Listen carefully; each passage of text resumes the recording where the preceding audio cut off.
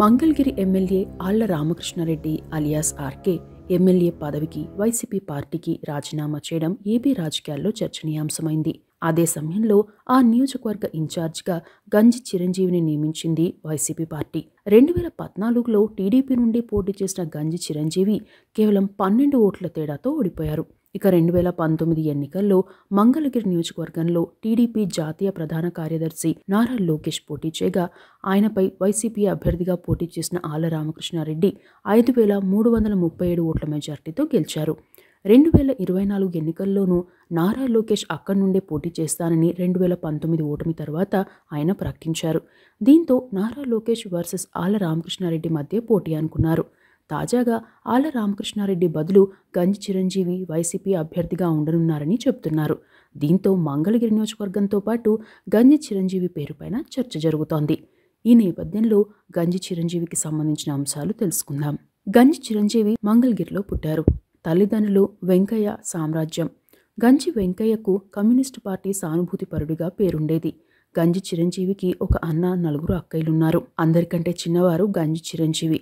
స్థానికంగానే ప్రభుత్వ హైస్కూల్లో చదివారు. 1984లో మంగళగిరిలోని సీకే హైస్కూల్లో 10th పూర్తి చేశారు. సీకే జూనియర్ కాలేజ్ నుండి 1988లో ఎంపీసీలో ఇంటర్మీడియట్ పూర్తి చేశారు. ఎంసెట్ రాసిన దూర ప్రాంతంలో సీట్ రావడంతో ఇంజనీరింగ్ చేయలేదు. అప్పట్లో ఇంటి నుండి దూరం వెళ్లడం ఇష్టం లేక మంగళగిరిలోనే డిగ్రీ చదవాలని అనుకున్నారు. మంగళగిరిలో అప్పట్లో డిగ్రీ కాలేజ్లో కేవలం ఆర్ట్స్, కామర్స్ కోర్సులే ఉండేవి. దీంతో మంగళగిరి డిగ్రీ కాలేజ్లో 1992లో బీకాం పూర్తి చేశారు. ఇంటర్ చదువుతున్న టైంలోనే ఏఐఎస్ఎఫ్ విద్యార్థి సంఘంలో చేరారు. కాలేజ్ ప్రెసిడెంట్గా ఎన్నికయ్యారు. అప్పట్లో వామపక్ష భావజాలం ఎక్కువగా ఉండే ప్రాంతాల్లో మంగళగిరి కూడా ఒకటి. తండ్రి ఓవైపు వామపక్ష పార్టీలో ఉండటంతో పాటు కులవృత్తి అయిన చేనేత మగ్గం పనులు చేసేవారు. దీంతో గంజి చిరంజీవి కూడా చేనేత మగ్గం పని చేసేవారు. ఆ తర్వాత మేస్త్రిగా మారారు. ఆ టైంలోనే 1996లో తండ్రి చనిపోవడంతో కుటుంబ బాధ్యతల్లో పాల్పంచుకున్నారు. ఇప్పటికీ ఉమ్మడి కుటుంబంగానే ఉంటారు. తన అన్నయ్యతోనే కలిసి చేనేత పరిశ్రమల్లో కొన్నాళ్ళు చేసి మాస్టర్ వీవర్గా మారారు. అప్పటికే రాజకీయాలపై అవగాహన ఉండేది. వామపక్ష పార్టీ విధానాలు నచ్చగా కాంగ్రెస్ పార్టీలో చేరారు.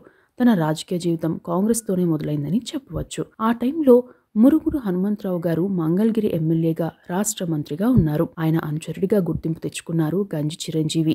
స్థానికంగా మంగళగిరి మున్సిపాలిటీ పరిధిలో ప్రజా సమస్యలను పరిష్కరించేవారు. ఎమ్మెల్యేగా మురుగుడు హనుమంతరావు 1999 నుండి 2004 వరకు చేయగా ఆ తర్వాత కండ్రు కమల ఆ నియోజకవర్గంలో ఎమ్మెల్యే అయ్యారు. ఓవైపు మురుగుడు హనుమంతరావుతో పాటు కండ్రు కమలకు కూడా ప్రధాన అనుచరుడిగా మారిన గంజి చిరంజీవి కాంగ్రెస్ పార్టీలోనూ గుర్తింపు తెచ్చుకున్నారు. అప్పటికే ఆర్థికంగా స్థిరపడ్డారు. దాదాపు 1000 మంది చేనేతలు తయారు చేసిన వస్త్రాలు కొని విక్రయించేవారు. మంగళగిరి నియోజకవర్గంలో బలమైన సామాజిక వర్గం కావడంతో ఆ సామాజిక వర్గ ప్రతినిధిగా కూడా గుర్తింపు తెచ్చుకున్నారు. మంగళగిరి మున్సిపాలిటీ పరిధిలో ఓ కళ్యాణ మండపం నిర్మించి ఉచితంగా ఇచ్చారు. అన్ని కులాల వారు, అన్ని మతాల వారు వివాహాలు చేసుకునేందుకు దీన్ని నిర్మించారు. శివాలయం ట్రస్ట్ బోర్డు చైర్మన్గా చేశారు. పురాతన ఆలయానికి గోపురం నిర్మించే కార్యక్రమానికి శ్రీకారం చుట్టారు. అయితే శివాలయం జోలికి వెళ్తే కుటుంబంపై ప్రభావం చూపుతుందని చాలామంది చెప్పినా తాను భక్తితో ఆ కార్యక్రమాలు చేస్తున్నానని చెప్పి గోపురం నిర్మించారు. ఇక 2013 చివర్లో 2014 మొదట్లో మున్సిపల్ ఎన్నికల సందడి మొదలైంది.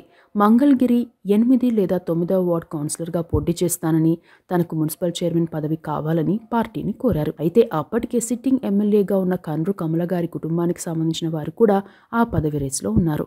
దీంతో కౌన్సిలర్గా పోటీ చేయాలని, మున్సిపల్ చైర్మన్ పదవి సాధ్యం కాదని ఆ పార్టీ చెప్పడంతో ఇన్నేళ్లు పార్టీలో ఉన్న మున్సిపల్ చైర్మన్ పదవి కూడా ఇవ్వడం లేదని పార్టీ నుండి బయటకు వచ్చారు. అప్పటికి రాష్ట్ర విభజన జరుగుతున్న టైం కాబట్టి సమైక్య ఉద్యమం కూడా నడుస్తోంది.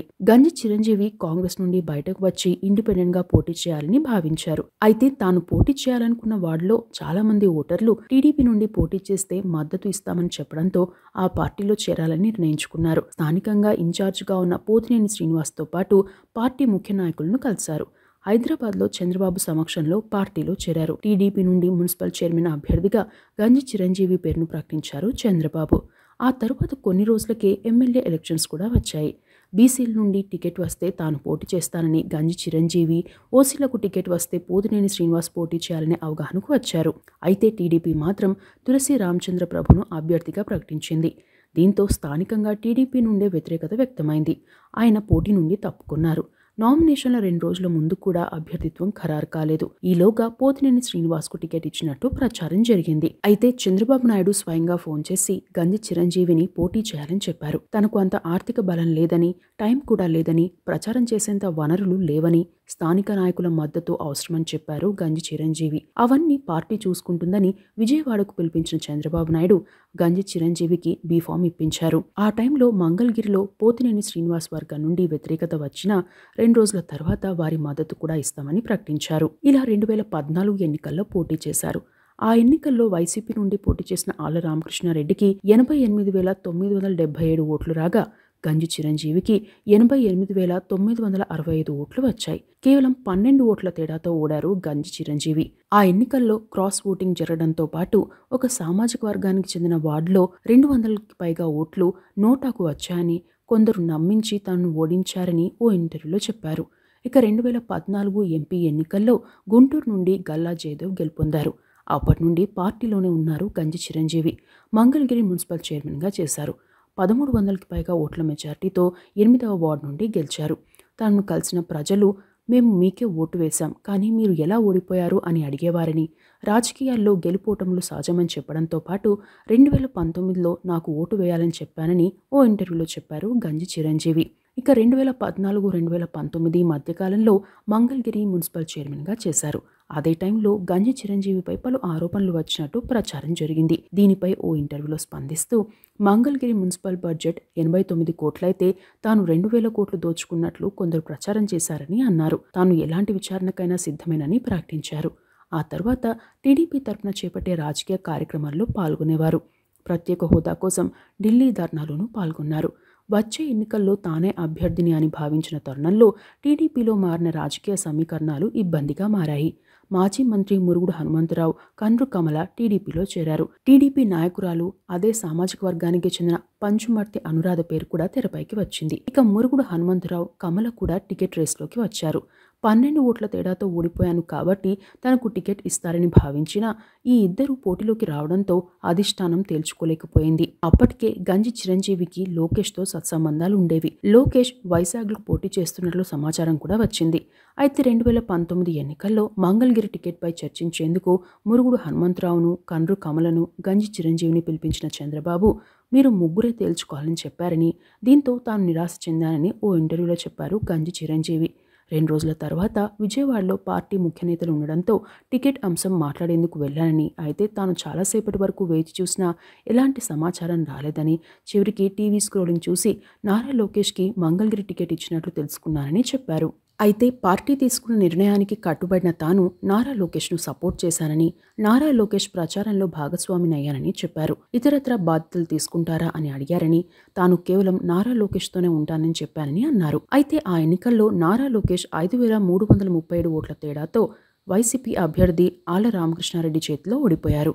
ఆ తర్వాత కొన్నాళ్లకు పార్టీలో తలెత్తిన పరిణామాలతో పాటు తనను బలహీనపరిచే కుట్ర జరిగిందన్న ఉద్దేశంతో పార్టీ నుండి బయటకు వచ్చి వైసీపీలో చేరారు. గంజి చిరంజీవి వైసీపీలో చేరాక కొన్నాళ్లకే రాష్ట్ర చేనేత విభాగం అధ్యక్షుడిగా పార్టీ నియమించింది. తాజాగా ఆళ్ల రామకృష్ణారెడ్డి పార్టీకి ఎమ్మెల్యే పదవికి రాజీనామా చేయడంతో నియోజకవర్గ ఇన్ఛార్జిగా నియమితులయ్యారు గంజి చిరంజీవి. వచ్చే ఎన్నికల్లో ఈయన్నే వైసీపీ అభ్యర్థిగా భావిస్తున్నారు. ఇక గంజి చిరంజీవి ఫ్యామిలీ విషయానికి వస్తే గంజి చిరంజీవి భార్య పేరు రాధ. గంజి చిరంజీవిది రాధది ప్రేమ వివాహం. 1991లోనే కాపు వర్గానికి చెందిన రాధను ఆదర్శ వివాహం చేసుకున్నారు గంజి చిరంజీవి. వీరికి ఒక కుమారుడు, ఒక కుమార్తె. వీరిది ఉమ్మడి కుటుంబం. ఇక గంజి చిరంజీవి కుమారుడిది కూడా ప్రేమ వివాహమే. బ్రాహ్మణ వర్గానికి చెందిన అమ్మాయిని పెళ్లి చేసుకున్నారు. ఇక గంజి చిరంజీవి ఆస్తుల విషయానికి వస్తే 2014 నాటికి గంజి చిరంజీవి ఫ్యామిలీకి ఉన్న ఆస్తులు 1,22,00,000 కాగా ప్రస్తుతం 5 కోట్ల వరకు వాటి విలువ పెరిగిందని చెబుతున్నారు. మరికొన్ని విషయాలకు వస్తే 2019లో పంచుమర్తి అనురాధను పోటీ చేస్తున్నారా అని అడిగితే ఆమె తాను పోటీ చేయడం లేదని చెబితేనే తాను టికెట్పై ఆశలు పెట్టుకున్నానని వ్యాఖ్యానించారు. తనకు పదవులు ముఖ్యం కాదని, తనకు గుర్తింపు ఇవ్వకపోవడమే బాధ అనిపించిందని అన్నారు. ఇక గంజి చిరంజీవి టీడీపీలో ఉన్న టైంతో పాటు మున్సిపల్ చైర్మన్గా ఉన్న టైంలో పలు ఆరోపణలను ఎదుర్కొన్నారు. టీడీపీలో ఉన్న టైంలో జ్యోత్స్న అనే నాయకురాలి భర్త మరణానికి కూడా గంజి చిరంజీవి కారణమనే ప్రచారం జరిగింది. అయితే ఓ ఇంటర్వ్యూలో అందుకు సమాధానమిస్తూ తాము వ్యాపారాలు చేద్దామని అనుకున్నా తాను రాజకీయాల్లోకి వచ్చానని, ఆ ఘటనపై రాజకీయ పరంగా తనను ఆపాదిస్తున్నారని చెప్పారు. ఇవి గంజి చిరంజీవికి సంబంధించిన అంశాలు.